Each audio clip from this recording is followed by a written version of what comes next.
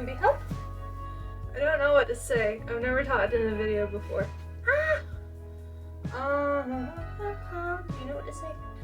This video is only happening because of one of my friends sending me something on Instagram. Yeah. Impulse projects. One of my friends sent me on Instagram like one of those question things like what fantasy world they would live in if they were a part of it. And Pirates of the Caribbean was on there. And now I really want to be a pirate. Yay! So basically this is just me kind of seeing like what I can use with stuff I already have. Like, there's a lot of fabric. Ooh. You're not supposed to see my light. Shh. Baby girl, you didn't see nothing. It's nothing. So what this is going to be is me using stuff I already have. Like, I have a dress that I'm planning on using and a skirt that I made for a Red Riding Hood costume several years ago, but I think it'd be good for layering. And I'm also going to see like what other fabric I can use for different things, like more skirts and a corset and hip scarves.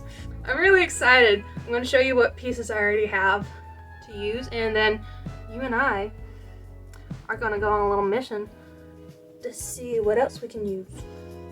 So let's go! If you hear any angry yelling in the background, it's because of her. She's very angry because I set her in a comfortable chair.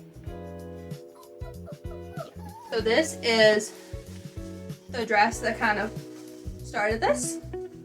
I made it out of old curtains I found at a thrift store, and it was my Christmas dress, and I think it's going to be perfect for a pirate. Just because shiny red, I love shiny red. I'm not going to put it on right now, but like, it has giant puff sleeves. Comes up to like right there, but I'm planning on like hiking up the front of it, and I think that will work really good. And underneath that, I am going to put this skirt I made for Red Riding Hood several years ago underneath it, just because I like the layering of that. This is what that looks like. I'm also gonna ruffle this one up underneath too, because I really like the layered look of skirts and when they're all like bunched up. So this is what I have to work with so far. I think it's a really good start. Honestly, if I added belts and a hat, this would already be a good costume for a pirate, but I gotta do more, so I'm really excited.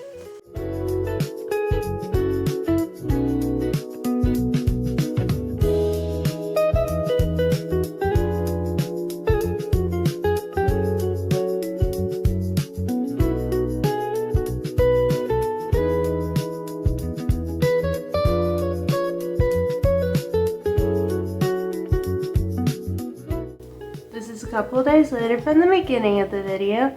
I got sick. I'm still sick, but we need to get this done. So we moved inside the house, and I'm going to be watching comfort cartoons in my PJs. So we're about to be productive. So we're going to do the corset right now. I'm using a pattern from Mood. It's a free corset pattern, and it's pretty good. I'm going to be using this jacquard brocade fabric, whichever one that I found at the thrift store. My original plan was to use this and like layer some black lace on it, because I thought that would be a really cool look to it and add a lot of texture. But I recently found out I'm going to my first Renaissance festival. I'm so excited. Me and my mom are going, and I'm so excited.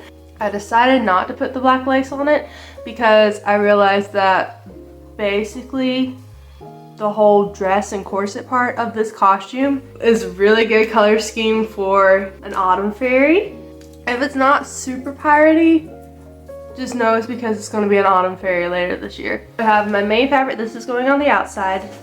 I have my lining fabric. I don't remember what it's called, but it's a nice, hear that?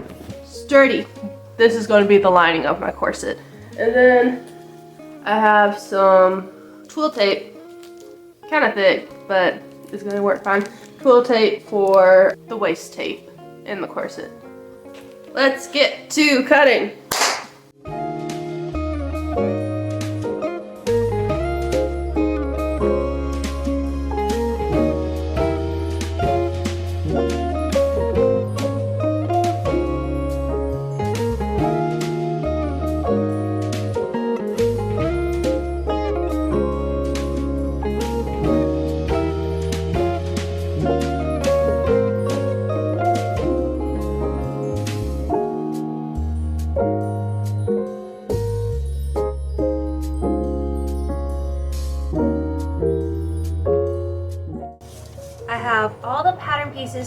the corset, and I'm about to sew it all. I ended up using the more matte side of this jacquard because I thought it was prettier. So yeah, I have pinned a few pieces together and we're about to sew up this corset. So let's hope everything goes well.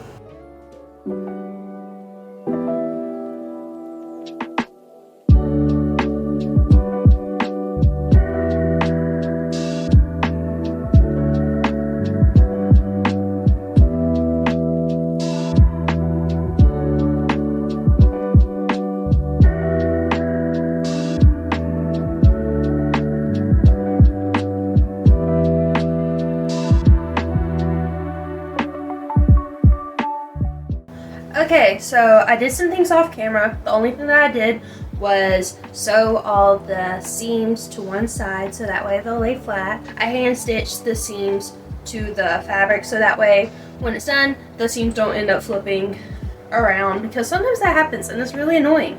And then I pinned it all together. So what I tried really hard to do was to line up all the seams. So that way, to make boning channels, all I really have to do is stitch in the ditch, which means just stitching along the seam. Just sew another seam, like right beside it, big enough for boning. And then I have my boning channel. So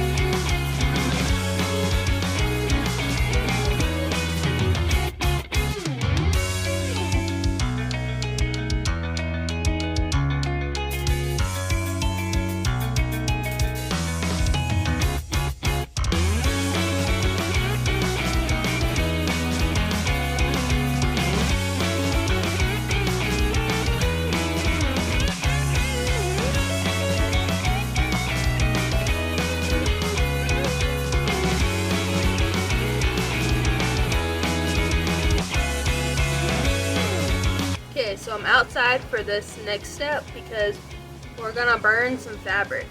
I got curtains that I got from the thrift store, and this is going to be for one of the ruffle skirts that I'm gonna put underneath my dress. This is what the fabric looks like. It's very pretty.